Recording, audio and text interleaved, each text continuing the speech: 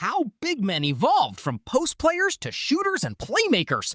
When the Oklahoma City Thunder and San Antonio Spurs met in Game 1 of the Western Conference Finals, one of the biggest stories was a classic battle between two elite big men in the Thunder's Chet Holmgren and the Spurs' Victor Wembanyama. Both made the All-Star team this season, and they were the top two finishers in the voting for Defensive Player of the Year. But here's the plot twist. Shockingly little of the battle between those two giants took place in the paint.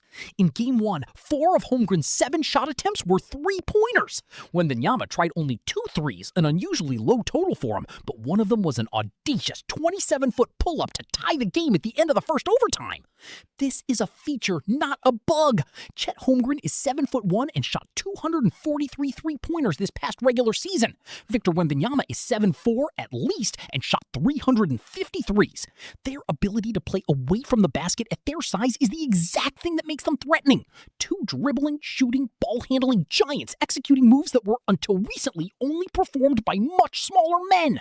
Sean Sweeney, hired as Magic coach, will join team after NBA Finals. Sean Sweeney was formally named coach of the Orlando Magic on Monday after the side struck an agreement in principle last week.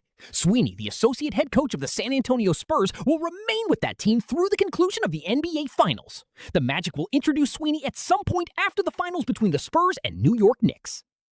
Thunder rally around Chet Holmgren after playoff elimination by Spurs after playoff elimination by Spurs. The Thunder began taking stock of their season and hopes for next year after being eliminated by the Spurs in the West Finals. Chet Holmgren attempted 2 shots in Game 7 of the Western Conference Finals. He absorbed plenty of shots from critics afterward. The Oklahoma City Thunder spent day 1 of the offseason making clear that they support him. If the ballyhooed matchup in the West Finals was Holmgren versus San Antonio's Victor Wembanyama, then it was a one-sided one.